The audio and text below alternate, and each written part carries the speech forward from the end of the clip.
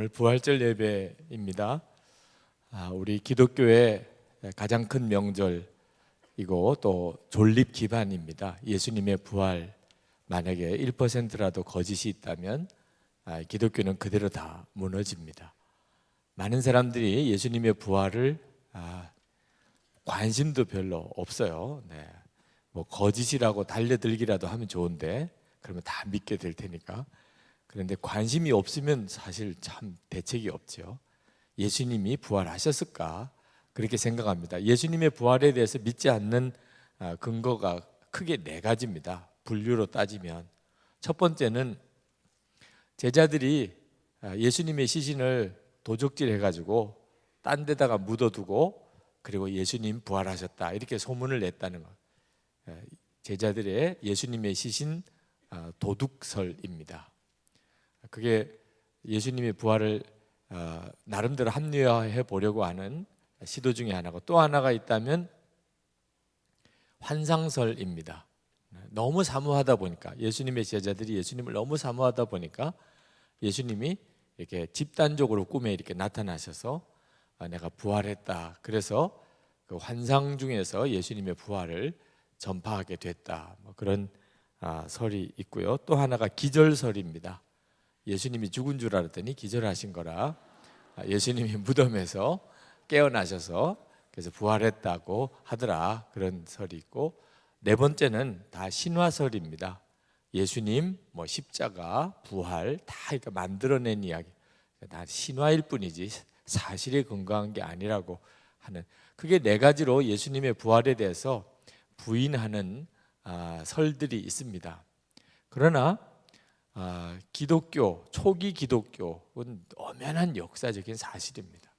없던 데서 만들어진 것도 아니고 세계 역사에 그대로 나와 있는 거죠. 교회 성경에만 나와 있는 게 아닌 초기 기독교의 부흥을 설명할 방법이 없습니다. 만약에 정말 예수님의 시신을 훔쳐서 그걸 단 데다가 감춰놓고 그리고 예수님 부활했다고 이렇게 도둑질을 해서 그렇게 했다면 그것 때문에 순교한다는 게 도무지 이건 말이 안 되는 일이죠. 자기들이 훔쳐서 어디다가 딴 데다 감춰놓고 거짓말을 해가지고 그것 때문에 그들이 순교한다는. 우리 교회 송기영 장로님 변호사이신데 판사이셨죠. 판결을 내릴 때 판사님들 사이에 우리나라 법에도 나와 있다고 그래요. 사람이 죽을 때 한 말은 그것은 사실에 준해서 인정해 주는 그런 법이 있다고 그래요. 그 사람이 죽을 때 한 말, 그건 거짓말하지 않는다는 거. 사람이 자기가 죽을 때는 바른 이야기를 하게 마련이다. 그래서 어떤 사람의 말에 대해서 법적인 어떤 증거 요건을 이렇게 따질 때 그 사람이 죽을 때 한 말이라면 그러면 그건 사실에 준해서 판단한다고 했는데, 예수님의 제자들이 자기가 시신을 감추어 놓고 그리고 순교했다, 그건 정말 말이 안 되고 그것도 한두 사람이 아니라. 예수님이 만약에 기절했다면 얼마나 부시시하게 나타났겠어요, 그죠? 쩔뚝거리면서. 예수님은 정말 완벽한 새로운 모습으로 나타나셨죠.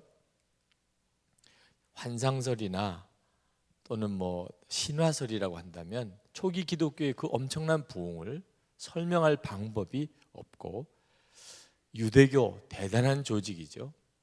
로마 이 군사력, 이거 엄청난 거죠.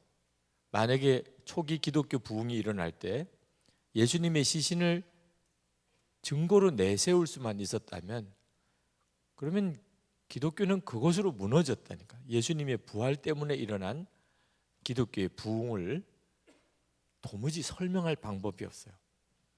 예수님의 부활 그게 사실이었구나 하는 것 외에는. 자, 오늘 예수님의 부활절에 예수님의 부활이 사실이었냐 아니냐 하는 문제를 가지고 오래 이야기하고 싶지 않습니다. 더 중요하게 나누고 싶은 이야기가 있기 때문입니다. 오늘 본문은 부활절의 유명한 이야기예요. 엠마오로 가는 두 제자의 이야기입니다. 부활하신 예수님을 만났던 이야기죠. 이 엠마오로 가는 두 제자의 한 사람의 이름만 나옵니다. 글로바라고 하는 한 사람의 이름만 나오는데 글로바와 동행하는 한 사람이라고 나옵니다. 어떤 주석가는 그 아내였을 것이라, 마리아라고 하는 이름을 가지고 있는 그 아내였을, 글로바와 마리아인데 부부인데, 보통 베드로도 베드로의 아내라고만 이야기하지 이름이 안 나오듯이 아마 그랬을 것이다. 그래서 글로바 부부가 엠마오로 가다가 거기서 부활하신 예수님을 만났을 것이라, 이렇게 설명하는 주석가도 있기도 합니다. 하여튼 성경은 글로바라고 하는 제자 한 사람의 이름을 말하고 두 사람이 가고 있었는데 그들은 슬픔에 사로잡혀 있었죠. 예수님의 십자가 때문에 대단히 슬퍼하면서 가고 있었습니다. 그때 어떤 낯선 사람이 다가와서 그들이 동행하게 됩니다. 전혀 몰랐어요. 그 사람이 누군지. 예수님이셨는데, 부활하신 예수님이셨는데 전혀 못 알아봤습니다. 글로바와 동행하던 그 예수님께서 도대체 무슨 일이 있어서 그렇게 슬퍼하느냐, 얼굴이 왜 그렇게 어두우냐. 그랬더니 글로바가 어이가 없다는 듯이, 아니 그걸 몰라서 묻습니까? 지금 되어진 지난 6월절 전날부터 되어진 이 일을 모른단 말입니까? 그러면서 이제 예수 그리스도가 메시아인 줄 그 다 기대를 했는데 비참하게 십자가에서 돌아가셨던 이야기를 쭉 해주었습니다. 그때 예수님께서 성경 말씀을 가지고 메시아가 고난을 받아야 될 것에 대해서 자세하게 성경을 가르쳐 주셨어요. 그 말을 들으면서 그들이 마음이 점점 뜨거워집니다. 은혜를 받았다는 뜻이죠. 그러니까 너무너무 마음이 시원해지고, 그렇구나, 예수 그리스도가 메시아, 근데 십자가에 죽으셨다, 그게 성경에 이미 다 예언이 되어 있는 거였구나. 여러분들도 성경 말씀을 듣다가 이렇게 딱딱 맞아 들어가고, 그래 깨달아지고 이게 믿어지면 얼마나 좋습니까? 그런 걸 은혜 받았다고 말하죠. 오늘 참 유익한 시간이었다, 그렇게 말하잖아요. 은혜를 받은 거예요. 너무너무 은혜를, 마음이 뜨거워졌어요. 그리고 집에 도착을 합니다. 근데 그 예수님은 더 가시려고 합니다. 그때 글로바와 동행하는 사람이 강권해서 집에 모셔서 식사를 하시자고.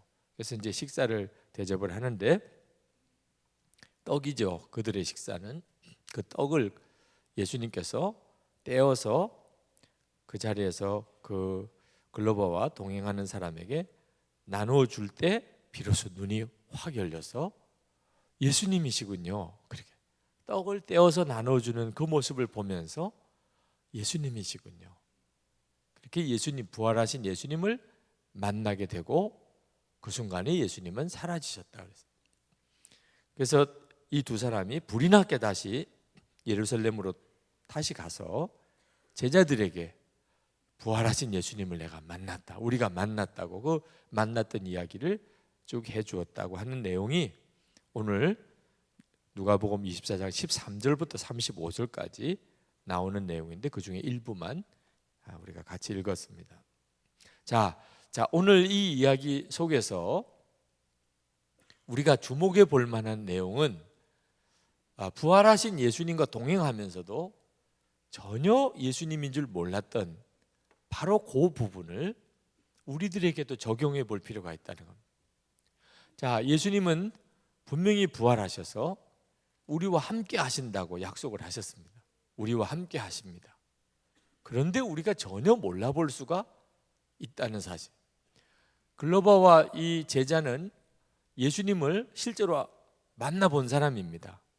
예수님이 제자라고 하니까 예수님이 가시는 데 따라다니고 예수님 말씀 전할 때 듣고 예수님이 행하셨던 여러 기적도 본 거죠. 그런 사람도 부활하신 예수님을 못 알아볼 수 있었다면, 여러분 예수님 본 사람이 있습니까? 태어난 지 한 지금 2300살쯤 되거나 뭐 이런 사람이 있습니까? 전혀 예수님 본 적도 없죠. 네.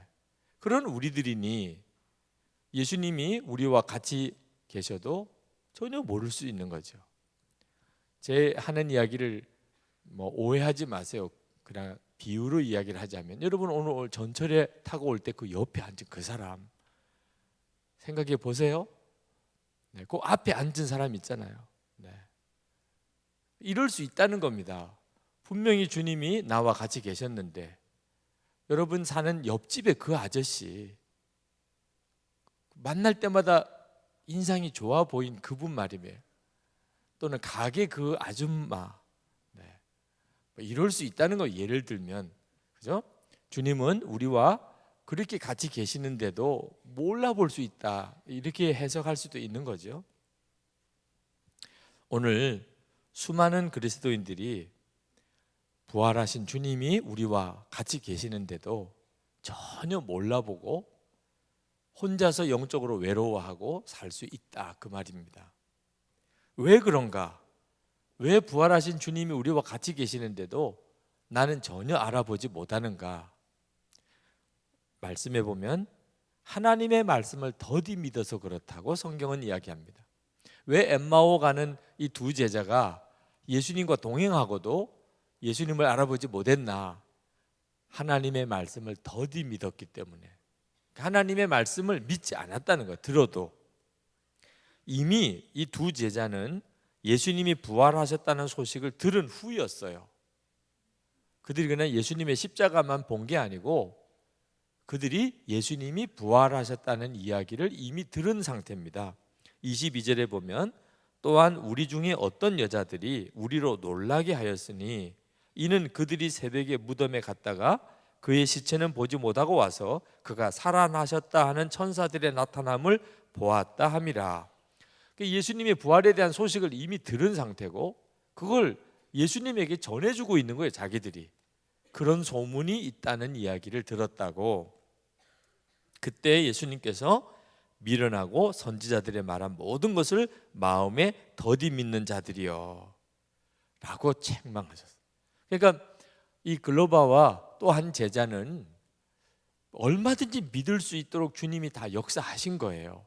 그런데도 마음에 믿음에 대하여 열려있지 않은 상태에 있었기 때문에 실제로 예수님과 함께 있으면서도 예수님을 못 만난 것처럼, 전혀 알지 못하는 것처럼 살았다는 겁니다.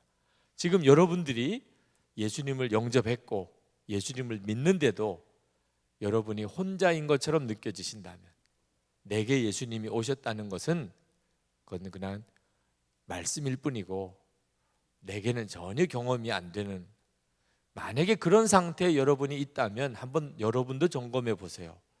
여러분이 말씀을 정말 더디 믿고 있는 건 아닌지. 자, 우리가 말씀이 정말 내 삶 속에서 이렇게 체험이 되지 않을 때 여러분은 어떻게 반응하십니까?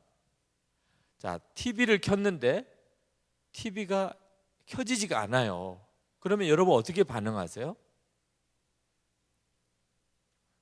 그런 일도 있나 보다, 그죠? 네. 그러나 오늘은 화면이 안 나오는 걸 이렇게 보면서 묵상하라는 건가 보다, 그렇게 아주 쉽게 생각하시지요? 난리도 아닐걸요? 그냥 리모컨 거의 부서질 정도로 눌렀다가 했다가 또 뒤에 뜯어봤다가 건전지도 갈아 끼웠다가. 왜 그렇게 해요? 왜 그렇게 난리를 치십니까? 텔레비가 안 나오면 텔레비가 나올 거라고 믿기 때문이죠. 분명히 제대로 되면 반드시 텔레비가 작동이 돼서 화면이 나올 거라고 정말 믿으니까, 그렇게 안 되면 막 답답하고 뭐가 문제야, 도대체 어디에 문제가 있는 거야 하고, 그래도 정 안 되면은 A센터를 보내서 이게 뭐가 문제인지 빨리 고쳐달라고 하잖아요. 왜냐하면 여러분이 제대로 작동될 거라고 믿으니까 말이에요. 그죠? 그러니까 여러분이 진짜 믿으면 믿음의 반응이 나옵니다. 뭐가 제대로 안 되면. 자동차를 운전하려고 탔는데 자동차 시동이 걸리질 않으면 어떻게 합니까? 걸어가라는 하나님의 뜻인가 보구나, 이렇게 쉽게 생각합니까? 근데 걸어가기는 너무 멀잖아, 부산까지, 이렇게 생각합니까? 그런 사람 한 사람도 없지요. 난리도 아니죠. 이게 왜 안 걸리는가 시동이. 그러면서 뭐 아는 사람 불렀다가 또 볼 줄도 모르면서 본넷도 열었다가 닫았다가 별 난리도 아니죠.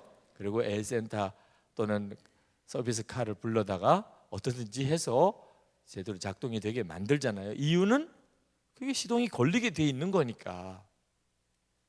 여러분이 어떻게 될 거라고 정말 믿는 거라면 그러면 믿음의 반응이 가는 거죠.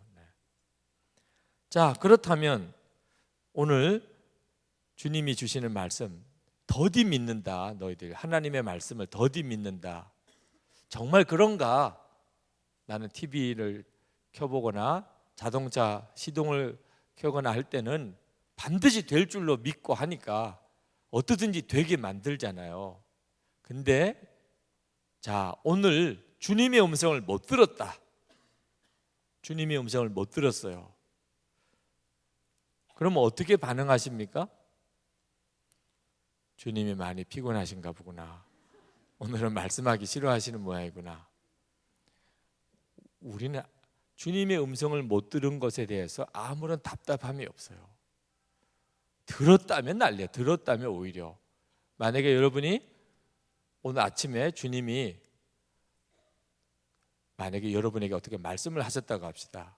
내가 너를 사랑한다. 이렇게라도 이렇게 갑자기 여러분이 세수하는데 내가 너를 사랑한다. 이렇게 말씀하셨다고 합시다. 그게 들렸어요. 난리도 아니에요. 난리도 아니에요. 여러분 그 간증거리 됩니까? 주님 안 사랑하는 사람 나와보라 그래. 주님 안 사랑하는 사람. 주님이 여러분을 만나고 사랑한다는 말을 할까요? 안 할까요? 해도 수십 번 하죠. 주님 사랑한다는 말 들은 게 뭐 대단해요. 그런데도 그걸 여러분이 정말 육성으로 들은 것처럼 이렇게 들었다. 그러면 막 정말 난리도 아닐 거예요. 난리도. 권 목사님한테 내가 간증해야 된다고 미리 와서 1시간 전부터 와가지고 졸르고 앉아서 할지도 모르죠. 대단하게 생각하니까. 그 말은 무슨 뜻이죠? 못 듣는 게 정상, 듣는 건 이상하다고 믿고 있는 거예요.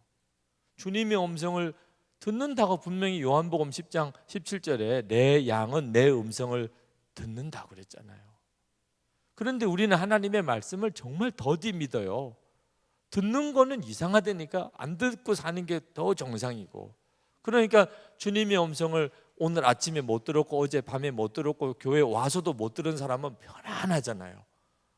너무 정상이니까 하나도 이상한 게 아니에요. 그죠? 그런데 지금 현재 제가 마이크로 이렇게 하는 말이 안 들리는 사람, 지금 아무것도 안 들려요. 그래 입만 목사님이 뭘 말을 하긴 하는 것 같은데 왜 오늘 목사님은 이렇게 소리를 안 내고 저러고 있을까? 이렇게 지금 들리는 사람이 있습니까? 그런 사람은 지금 마음이 막 뛸걸요? 이거 뭐 어떻게 된 거야? 오늘 아무 소리도 안 들리잖아. 당장 정말 뭐 응급실에 가서 이비인후과에 뭐 문제가 생겼는지 그렇게 하실 거요. 주님의 음성 못 들은 것은 너무 편안하고 목사님의 이 설교 말이 안 들리는 건 너무 불안하고 우리가 하나님의 말씀을 더디 믿고 있어요. 여러분이 반응하는 거 보면 알잖아요. 누누이 제가 말씀을 드린 거지만 고등학교 2학년 때 예수님 내 마음에 계시다는 말 듣고 그때 겪었던 제 충격은 말할 수가 없었는데 그런데 예수님이 내 마음에 계시다는 게 안 믿어지는 사람이 나만 그런가? 아니더라고요. 보니까 예수님이 마음에 계시다는 게 안 믿어지는 사람이 너무너무 많더라고요. 그런데 충격을 받은 사람이 별로 없다는 데 문제가 예수님 내 마음에 계신가? 잘 모르겠는데 그걸로 끝나요. 그리고 저녁에도 뭐 얼마든지 다 재미있게 잘 지나가고. 근데 저는 그때부터 그게 제 평생의 마음의 숙제가 되더라고요. 예수님 정말 내 마음에 계신가?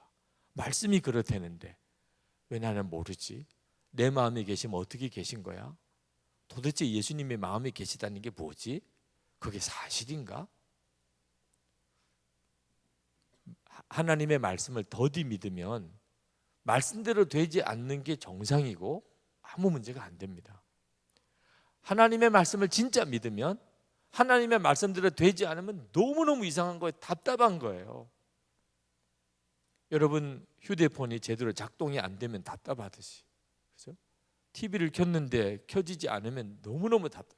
자동차 시동을 틀었는데 시동이 안 걸리면 너무너무 답답하듯이 답답한 거예요. 예수님이 글로바와 그 제자를, 옆에 있는 제자를 보면서 너무너무 답답한 거예요. 왜 하나님의 말씀을 못 들은 것도 아니고 그런데도 왜 그걸 더디 믿냐. 예수님이 그날 말씀해 주신 것을 그들이 처음 들은 것도 아니었던 것 같아요. 왜 이 말씀을 너희들은 더디 믿냐. 여러분이 신앙생활 할 때 이제 은혜 받고 감동 받을 때 그때 그게 전부라고 생각하면 안 됩니다. 이 글로바와 또 한 제자가 예수님 함께 동행하면서도 못 알아보다가 예수님인 줄 눈이 뜨이게 되는 사건이 벌어지는 과정이 어떻게 되냐면, 그들이 예수님이 주시는 말씀을 듣고 마음에 은혜가 됐어요. 그들은 표현하기를 가슴이 뜨거워졌다고 이야기합니다. 우리 속에서 마음이 뜨겁지 아니하더냐. 자, 여러분들도 신앙생활 하면서 이게 마음이 뜨거워지는 경험을 여러 번 하셨을 겁니다. 설교를 들을 때, 성경 공부할 때, 또는 찬양 부를 때 가슴이 뜨거워지는, 어떤 부흥회에 참석했을 때, 또는 혼자서 큐티하다가, 또는 새벽기도 하다가 이게 마음이 뜨거워지는 경험을 여러분들도 여러 번 하셨을 거예요. 자, 그런데 그렇게 마음이 뜨거워질 때 대부분은요 그것으로 만족해요. 아, 오늘은 큐티가 너무 좋았어. 오늘은 목사님 설교가 너무 은혜로웠어. 오늘은 찬양, 정말 가슴이 정말 뜨거워졌었어. 그러고 그냥 말아요. 절대로 그러면 안 된다 그 말입니다. 아직까지 그것으로 끝낼 때가 아니라는 겁니다. 마음이 뜨거워졌다면 그렇게 마음이 뜨겁게 되어지는 어떤 그 실체를 알아야죠. 예수님, 정말 주님을 만나야죠. 그죠? 마음에 말씀 듣고 은혜 받은 걸로 끝나면 어떻게 합니까? 뭔가 마음에 은혜가 됐다면 주님이 내게 뭔가를 계속 역사하고 계신 거죠. 목사님에게 달려와서 목사님 은혜 받아서 이렇게 하고 말 문제가 아니란 말입니다. 지금 목사님하고 나하고의 문제가 아니란 말입니다. 오늘 찬양팀이 너무 좋은 걸로 끝난 게 아니란 말입니다. 왜 그런 역사를 통해 내 가슴이 움직였을까? 그러면 주님이시구나, 그렇게 가야 돼요. 주님이시구나. 지금 오늘 이 예배 때, 이 찬송 때, 오늘 이 큐티 시간에 주님이시구나, 주님이 역사하신 거구나. 그러니까 내 마음에 뭐가 깨달아지고 은혜가 되고 뜨거워진 역사가 일어난 거죠. 그래서 그 주님을 향하여 더 나아가야 된다 그 말입니다. 여러분, 그저 말씀에 은혜 받은 정도는 얼마든지 뒤집어져요. 설교 시간에 은혜 받은 거 끝나고 난 다음에 또래 모임 가다가 뒤집어지는 거 아십니까? 또래 모임 가다가 또왜 명인 만두로 빠지냐 말이에요. 네. 쉽게 그럴 수도 있단 말입니다. 아침에 은혜 받았다가 큐티 때 은혜 받았다가 저녁에 다 뒤집어질 수 있단 말입니다. 은혜 받았다는 게 얼마나 쉽게 사라져 버립니까? 깨달았고 은혜 받았고 도전 받았고 그랬다가 그 한순간에 뒤에 뒤집어지는 일이 우리들에게 얼마나 많았나요? 우리들은 그런 은혜 받은 데서 끝나버릴 문제가 아니에요. 그 은혜의 주체가 되시는 예수님, 그분에게로 가야 합니다. 예수님을 내가 붙잡아야 비로소 시간, 환경, 여건의 변함이 없는 은혜 가운데로 들어간 겁니다. 엠마오로 가는 두 제자가 마음이 뜨거워졌어요. 말씀을 들을 때, 예수님이 전해주는 말씀을 들을 때. 자, 그렇게 가슴이 뜨거워지고 정말 그렇구나, 정말 그런 예언이 있었지, 그래, 예수님이 그런 말씀도 하신 기억이 나. 그리고 이제 마음이 뜨거워지는 참에 집에 다 온 겁니다. 그리고 이제는 집에 왔으니까 집에 가야죠. 그리고 예수님은 또 거기가 집이 아니시니까 예수님은 더 가시려고 하고, 이제 그러니까 이제 헤어질 시간이 된 겁니다. 여기가 저희 집인데요. 아, 그렇습니까? 저는 이제 더 가겠습니다. 그러면 안녕히 가시지요. 뭐 이제 이런 식의 인사가 잠깐 있었던 거죠. 그때 이 엠마오 가는 두 제자가 예수님을 강권해서 붙잡습니다. 그저 오늘 귀한 말씀에 은혜 많이 받았습니다. 아, 성경을 많이 아시는 분이시네요. 정말 참 위로가 됐습니다. 이러고 만약에 헤어졌다면 그들은 그 은혜 받은 거는 어디 갑니까? 그죠? 그리고는 나중에 이제 제자들을 만났을 때, 아, 우리가 그때 참 어떤 낯선 분을 엠마오로 가다가 만났는데 그분이 성경에 대해서 해석을 해주는데, 아, 그 정말 은혜롭더라. 예수님의 고난에 대해서 성경적인 근거가 이렇대.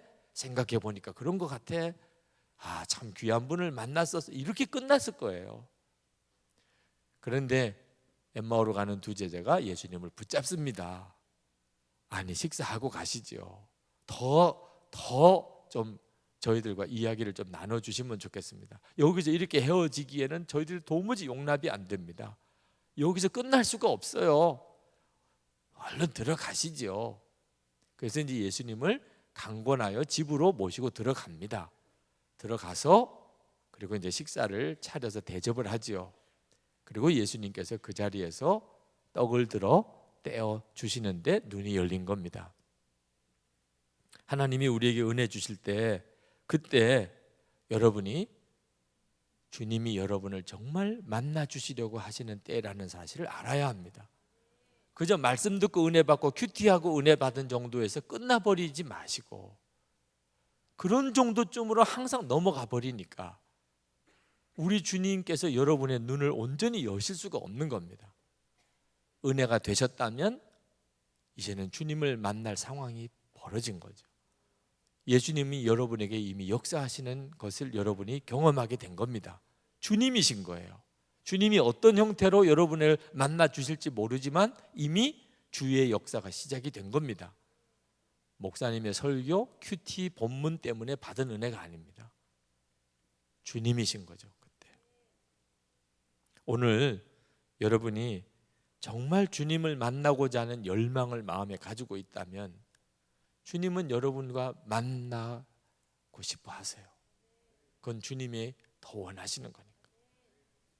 여러분이 주님을 잘 모르는 가운데 그렇게 헤매고 사는 것을 주님이 너무너무 안타까워 하시니까, 여러분이 주님을 바라보는 그런 눈이 열리기를 주님이 더 원하시니까 말이에요.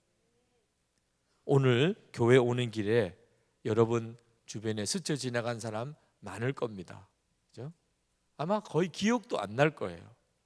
여러분 오늘 교회 오는 길에 그 골목 이렇게 돌아오다가 그 내려가는 사람 기억나요? 그 빨간 옷 입고 그 내려가는 그 사람, 이렇게 하여튼 누군가가 지나가기는 했어요. 골목에 이렇게 올라오는데 버스 타는데 그 옆에 같이 서 있었던 세 사람이 있었잖아요. 아줌마도 한 사람 있었고 그 뒤에 누군가가 내 옆에 있었어요. 그렇지만 우리는 기억이 없어요. 왜? 관심이 없으니까. 이렇게 스쳐 지나가는 사람에 대한 관심이 누가 있겠어요. 그런데 안타까운 것은 예수님도 그렇게 스쳐 지나간, 우리 하루 종일 살아가는 동안에 예수님 수도 없이 나를 이렇게 스쳐 지나가듯이 그렇게 지나가 버리는 예수님, 내게 있어서 그 예수님에 대한 열망이 없기 때문에 주님은 오늘 나를 만나 주실 거야. 주님은 오늘 나와 같이 계시니까 나에게 말씀하실 거야. 오늘 내게 역사하실 거야. 내가 진짜 그 점에 대해서 열망을 가지면 그러면 주님이 역사하시는 것을 보게 됩니다. 막달라 마리아가 부활의 첫 증인이 됐죠. 예수님께서 왜 막달라 마리아에게 부활의 증인이 되게 해주셨을까? 뭐 좀 우스갯소리로 하시는 분들은 여자니까, 남자에게 해줬으면 말을 안 했을 텐데 여자에게 만나게 해줬기 때문에 막 다니면서 막 예수님 만났다고 그래서 예수님이 막달라 마리아에게 만나 주셨다, 뭐 이런 식으로 유머러스하게 그걸 설명하시는 분도 계시지만, 진짜 성경이 말하는 성경에서만 해석할 수 있는 내용으로 보자면 열망 때문이었어요.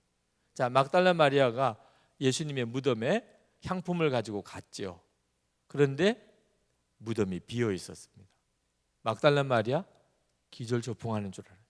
예수님의 시신을 도둑 맞은 줄 알았어요. 누가 예수님의 시신을 가져간 줄 알았습니다. 너무 충격을 받았어요. 그래가지고 어떻게 해야 될지 몰라서 답답해할 때 천사가 예수님이 부활하셨다고 말해주지요. 부활하셨다는 거예요. 예수님의 의도대로 그랬는지 쫓아가서 예수님 부활하셨다는 소식을 제자들에게 가서 전해주었습니다. 근데 역시 남자는 남자인지 그런 엄청난 소식을 듣고도 예수님 마리아의 이야기를 거의 믿어주지를 않았어요. 자, 마리아와 그 다른 제자들 사이에 비교가 나옵니다. 마리아는 그 새벽에 향품 가지고 예수님 무덤까지도 갔었고, 예수님이 부활하셨다는 천사의 말을 듣고 그는 쫓아서 제자들에게 가서 그 사실을 알렸는데, 그걸 들은 제자들은 참 의아하게 생각해요. 그러나 역시 베드로는 또 베드로라, 그죠? 달라요. 주님이 아무나 수제자로 삼으신 게 아니에요. 그래도 베드로는 그 말을 듣고 다른 제자들은 뭐 귀찮아하기도 하고, 아유 또 정신없는 소리 하네. 뭐 막달라 마리아는 항상 말을 다 믿어서는 안 돼. 뭐 이런 식으로 이렇게 반응을 하는데, 베드로는 막달라 마리아가 한 이야기를 마음에 유심히 생각하고 무덤으로 달려가지요. 달려가서 보니까 진짜 무덤이 비어 있었어요. 그러면 어떻게 반응해야 되지요? 이제 베드로가 또 막 정말 난리가 나야 되는 거죠. 예수님 부활하셨나 봐. 뭐 그러고 가서 그 모든 다른 제자들 다 데리고 끌고라도 올라가서 다 견학시키고, 그죠? 거기서 기도회 하고, 그리고 주여 이제 나타나 주십시오. 뭐 이렇게 하고, 뭐 이렇게 해야 여러분 같으면 그렇게 하겠죠. 네. 근데 베드로는 가서 보니까 세마포가 다 잘 개켜 있었더라. 그 세마포가 개켜 있었던 게 부활의 증거 중에 하나라고 설명하는 분도 있죠. 네. 그냥 예수님이 기절했다가 일어난 거라면 개고 나올 리가 없지요. 그죠? 제정신이 거의 아닌 상태에서 나왔다면 베드로가 가서 보았을 때 그 세마포가 거의 그냥 다 뒤 엉겨 있다든지 뭐 이렇게 됐을 텐데, 세상에 그 기절했다가 일어나는 그 사람이 무슨 정신이 있다고 세마포를 다 차곡차곡 개 놓았겠어요. 가보니까는 세마포가 개켜 있었어요. 잘 정리.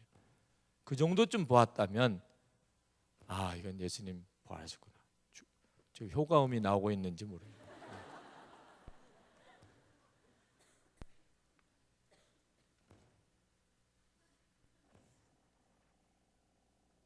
마이크 때문에 그런 겁니다. 마이크에는 별 이상이 없는 것 같은데요. 네. 자, 하여튼 그런 상황에서 베드로는 그냥 내려가 버리고 맙니다. 참 이상한 일이네. 이렇게 하고 내려가 버려요. 그 엄청난 사건 앞에서.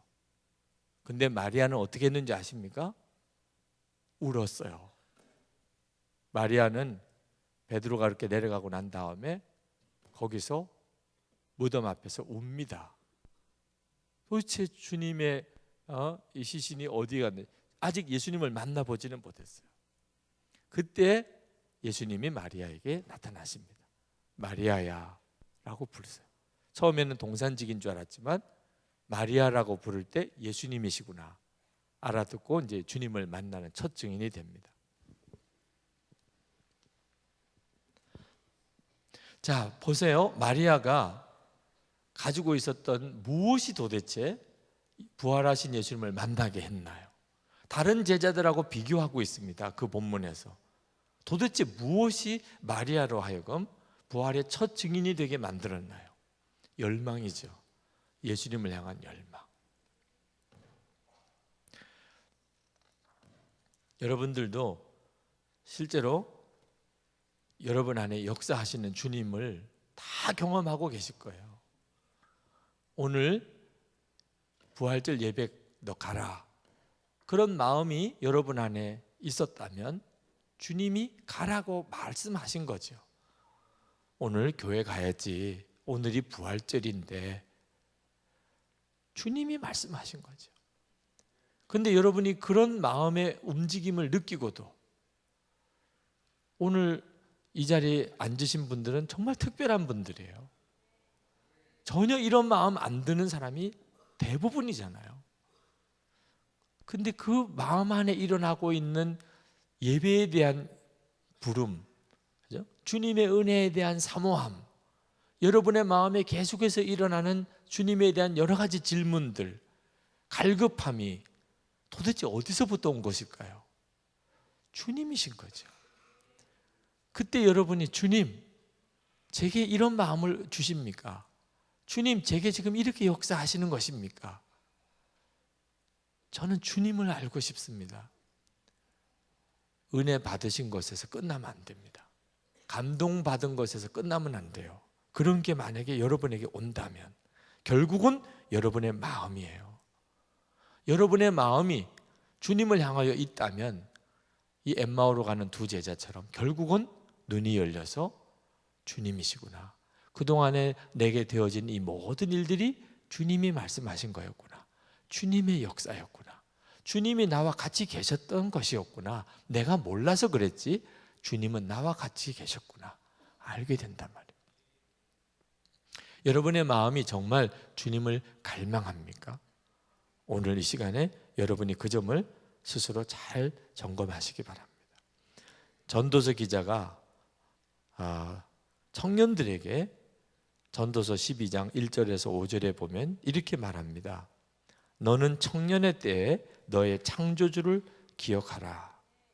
곧 곤고한 날이 이르기 전에 나는 아무 낙이 없다고 할 해들이 가깝기 전에 해와 빛과 달과 별들이 어둡기 전에 빛 위에 구름이 다시 일어나기 전에 그리하라. 그런 날에는 집을 지키는 자들이 떨 것이며 힘 있는 자들이 구부러질 것이며 맷돌질하는 자들이 적음으로 그칠 것이며 창틀로 내다보는 자가 어두워질 것이며 맷돌 소리가 적어질 것이고 그런 자들은 높은 곳을 두려워할 것이며 길에서는 놀랄 것이며 하고 쭉 말씀합니다.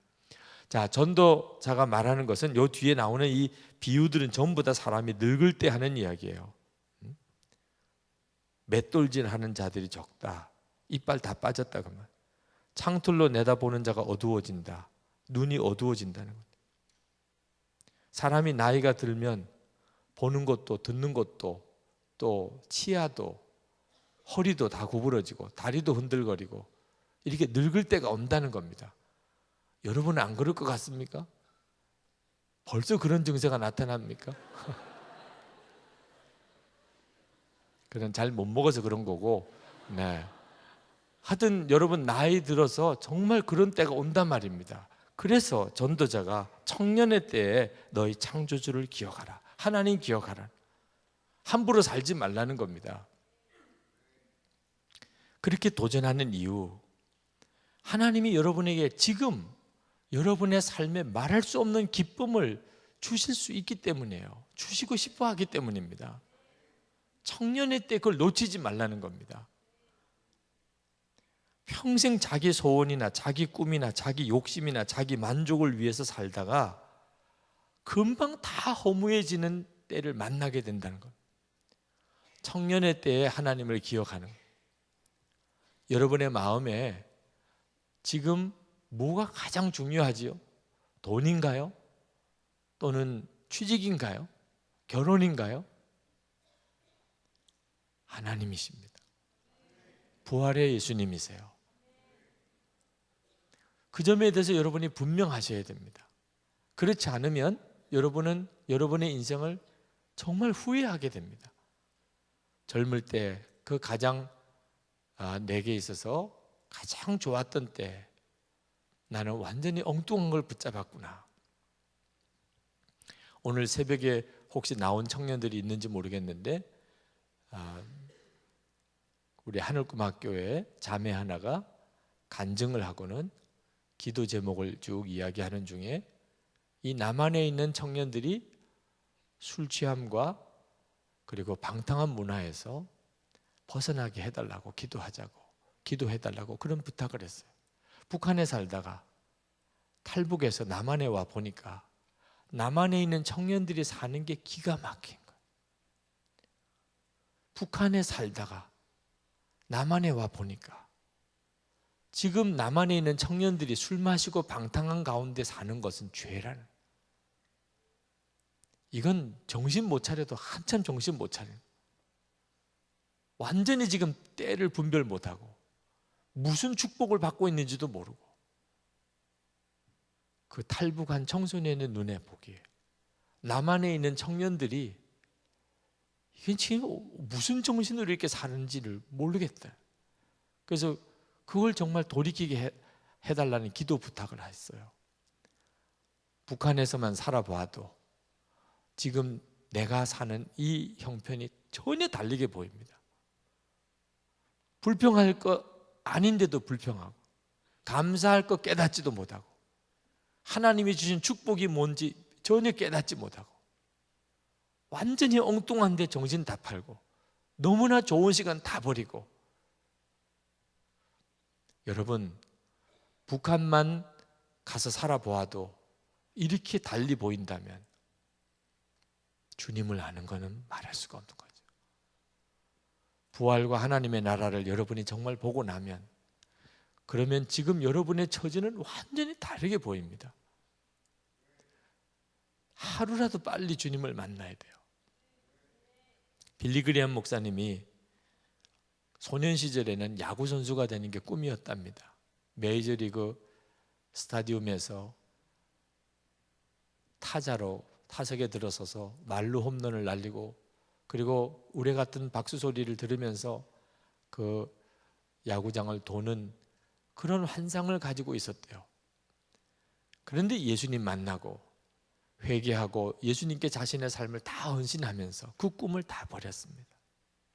야구 선수 되는 꿈 다 버렸어요. 그리고는 전도자로 주님께 자신의 삶 전체를 드렸습니다. 근데 하나님은 빌리 그레이엄 목사님에게 야구장에 서는 일을 허락하셨습니다. 어느 도시에 전도 집회를 하는데 너무 사람이 많이 오니까 주최 측에서 강당을 찾다가 안 되겠다, 야구장에서 전도 집회를 했어요.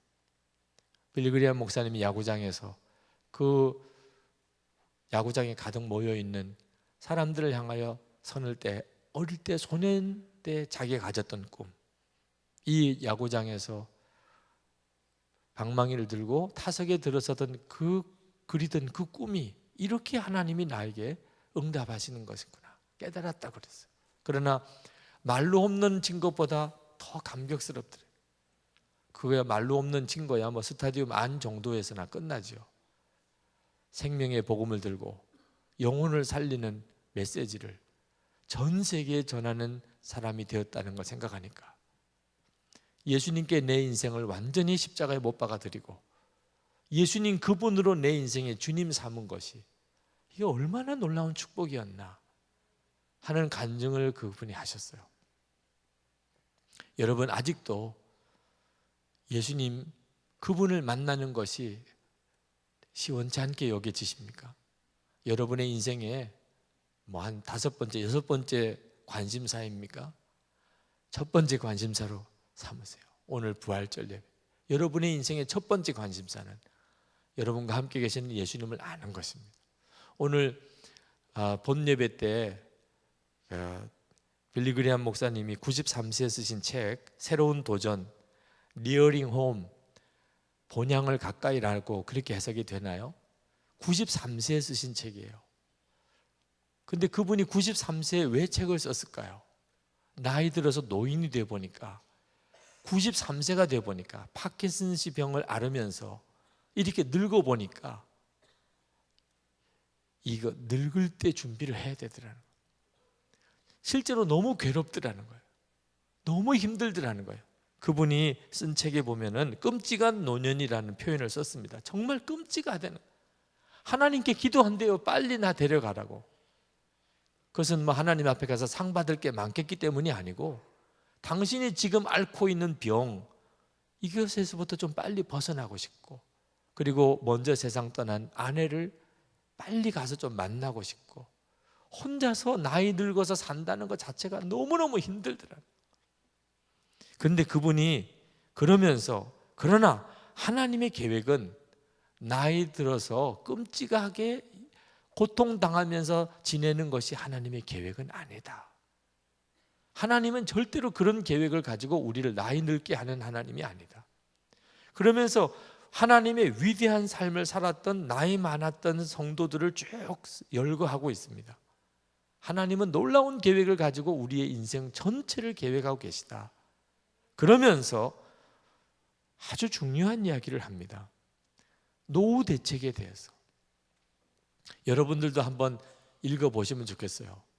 왜냐하면 나이 늙어서 읽으면 너무 후회가 되니까. 아직도 청년이라고 할 때 한번 읽어보세요. 뭐 그렇게 책이 뭐 읽기가 힘든 책은 아닙니다. 그냥 쭉 한번 훑어볼 수 있을 정도로. 하지만 여러분에게 주는 중요한 메시지가 있어요. 노후 대책이 뭐냐? 나이 늙고 병들었을 때 그때 어떻게 충만하게 하나님의 뜻을 이루어가면서 살 수 있는 거냐? 젊었을 때 살아계신 예수님과 동행하고 그 예수님을 믿고 사는 훈련을 해놔야 된다. 젊었을 때, 아직도 젊었다고 할 때, 그때 여러분 돈 벌 생각, 어떤 사회적인 지위를 가질 생각 다 할 때지요. 왜? 내가 나중에 늙었을 때 편안하게 살고 싶어서 돈을 좀 모아놔야, 집이라도 하나 사놔야, 뭔가 좀 직장이라도 있어야 뭐 결혼도 하고 또 그 다음에 다음 단계도 준비하고 자녀들을 낳으면 공부도 시키고 뭐 생각 많으시겠죠. 그런데 그 노후 준비 중에 가장 확실한 노후 준비가 뭐냐? 예수님과 동행하는 것이 자연스러워지도록 되죠. 밤에 잠을 자고 아침에 일어나고 배가 고프면 밥을 먹고 너무 그냥 자연스럽죠. 우리들에게 있어서 익숙하지요. 살아계신 예수님과 부활하신 그 주님과 그렇게 익숙하게 지내는, 주님의 말씀을 듣고 그대로 순종하고 아침에 눈을 뜨면 주님을 알고 문제가 생기면 주님의 뜻을 깨닫고 주님의 뜻에 순종해보고 이런 모든 일들이 내게 이제는 익숙해지는, 그게 중요한 문제예요. 여러분은 익숙하십니까? 살아계신 예수님, 여러분 안에 계신 그 예수님을 여러분이 듣고 그 예수님으로부터 그 예수님께 순종하고 그 예수님을 바라보고 그 예수님에 따라서 살고 이런 모든 것이 지금 익숙하신가요? 젊을 때 그게 익숙해지도록 살아야 여러분에게도 삶의 위기가 옵니다. 질병의 위기가 올 수도 있고 실직의 위기가 올 수도 있고 나이가 들어서 위기가 올 수도 있어요. 그때 주님의 인도를 받을 수 있는 거예요. 주님의 인도를 받을 수 있다면 어떤 상황도 위기가 아닙니다. 놀라운 일을 이루세요. 에녹도 그랬고 아브라함도 그랬고 노아도 그랬고 여호수아도 그랬고 모세도 그랬고 나이 많을 때 삶의 위기가 오지만 멋있게 살았어요. 하나님의 인도하심을 받았기 때문이죠. 여러분 안에도 왜 나는 예수 믿는데도 이렇게 내 삶이 답답하나? 그렇다면 답은 하나입니다. 여러분이 아직도 부활하셔서 여러분과 함께 계시는 예수님에 대해서 너무 모르는 거예요. 이 엠마오 가는 두 제자가 부활하신 예수님과 같이 걸어가면서도 슬픔에 가득 차 있었어요. 해결이 안 됐습니다. 예수님이 여러분과 같이 계신데도 여러분의 마음이 해결이 안 되는 거예요. 예수님은 여러분에게 계속 말씀하시는데도 여러분은 여전히 답답한 겁니다. 예수님은 여러분의 삶에 간섭하고 계신데도 여러분은 문제를 풀려지지 않는다고 생각하고 있는 거예요. 만약에 여러분 중에 정말 그런 마음이 있는 분이 있다면 지금 이 시간에 여러분과 함께 계시는 주님을 묵상하시기 바랍니다. 우리 다 눈을 좀 감으실까요? 이 시간에 그냥 우리가 뜨겁게 함께 통성기도 하기 전에 먼저 엠마오로 가는 두 제자와 함께 하셨던 바로 그 예수님께서 여러분에게도 똑같이 함께 계시다는 것을 여러분이 믿으시기를 바랍니다.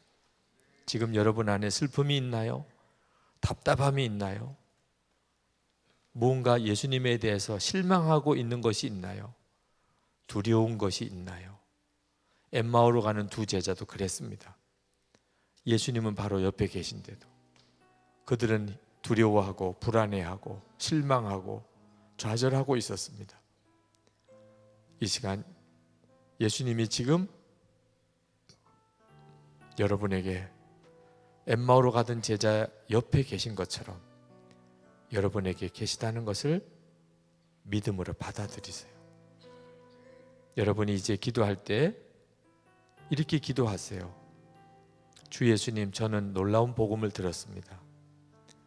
예수님과 함께 우리 옛사람은 이미 죽었고 예수님께서 내 안에 오셔서 내 생명, 나의 주님이 되셨다는 말씀 들었습니다. 저는 이 놀라운 복음을 완전히 이해하지 못하고 있고 완전히 믿지도 못하고 있습니다. 그러나 저는 그저 말씀을 들은 것에서 만족하지 않으려고 합니다.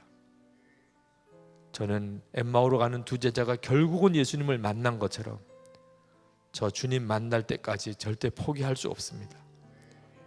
말씀의 은혜는 되고 말씀이 마음에 감동이 되지만 저 여기서 끝나고 싶지 않습니다.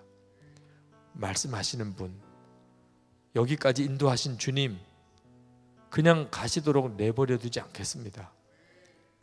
저와 늘 같이 계시고 매 순간 주님 동행하시는 그런 삶을 저도 살 수 있게 해주시기 바랍니다. 제게 축복하지 않으시면 가게 하지 않겠습니다. 이 시간 이제 여러분의 기도를 하십시오. 예수님은 지금 여러분과 같이 계십니다. 기도합시다. 은혜와 사랑이 충만하신 주님, 오늘 주의 사랑하는 청년들, 주의 기뻐하시는 모든 청년들의 중심에 주님이 오시기를 원합니다. 우리도 결코 주님을 포기하지 않겠습니다. 그냥 가게 내버려 두지 않겠습니다. 역사하신 주님, 오늘도 말씀하신 주님, 오늘도 역사하신 주님을 붙잡습니다. 아버지 하나님에게도 힘을 주시고 더 눈을 열어주시고 더 분명하게 인도해 주시기를 원합니다. 부활하셔서 우리와 함께 계시는 주님, 살아계신 주님, 주님 그 놀라우신 주님의 그 놀라운 은혜 가운데로 들어가기를 원합니다. 아버지 하나님, 눈 열어주소서. 오늘 주의 사랑하는 모든 성도들과 청년들의 눈을 열어주소서. 하나님, 결코 은혜 받은 데서 멈추지 않고 하나님 마음에 감동되는 데서 끝나지 않고 예수님, 주님을 만나기를 갈망하는 청년들을 주님이 붙들어 주소서. 역사하소서. 주여 축복하소서. 응답하소서. 놀라우신 주의 은혜로 사로잡아 주소서. 부활의 믿음, 부활의 능력, 부활의 증인이 되게 해주시기를 원합니다. 아버지 하나님, 삶 전체가 바꿔지는 놀라운 비밀이 예수님에게 있습니다. 우리의 삶 전체를 뒤바꾸시는 놀라운 주님의 계획이 있습니다. 주님 믿습니다. 아버지 하나님 감사합니다. 오늘 주 예수님의 부활의 놀라우신 능력이 사랑하는 모든 청년들의 심령 속에 임하게 해 주시옵소서. 마음을 바꾸고 삶을 바꾸고 하나님 저의 인생을 바꾸고 주님의 손에 사로잡히게 되고 부활의 증인이 되게 하여 주시기를 원합니다. 주 예수님 역사해 주소서. 주님 오늘 계속해서 이끌어 주소서. 주님 감사합니다. 주님, 주 예수님, 놀라우신 주 예수님, 우리에게 주신 복음이 그저 머리의 지식으로 끝나기를 원치 않습니다. 우리 옛사람이 이미 죽었다면 죽은 자로 살고 싶습니다. 예수님 내 마음에 오셨다면 만나고 싶습니다. 예수님 나의 생명이라면 예수님의 생명으로 살고 싶습니다. 그래서 우리도 살고 우리 가족들도 살고 내 주변에 있는 모든 친구들도 동료들도 다 살리는 역사가 일어나기를 원합니다. 주님, 말씀을 다 이해하지 못합니다. 말씀을 읽기는 읽어도 아직도 답답한 게 너무 많습니다. 믿어지지 않는 말씀도 많습니다. 주신 은혜가 있지만 여기서 이렇게 끝나고 싶지 않습니다. 적당하게 이제는 이렇게 끝나고 돌아가고 싶지 않습니다. 주님을 그냥 가도록 내버려 두지 않겠습니다. 역사하셨으면 눈을 열어주십시오. 주님 역사하셨으면 만나 주십시오. 사로잡아 주십시오. 하나님, 민족을 위하여 이 청년들을 살려주십시오.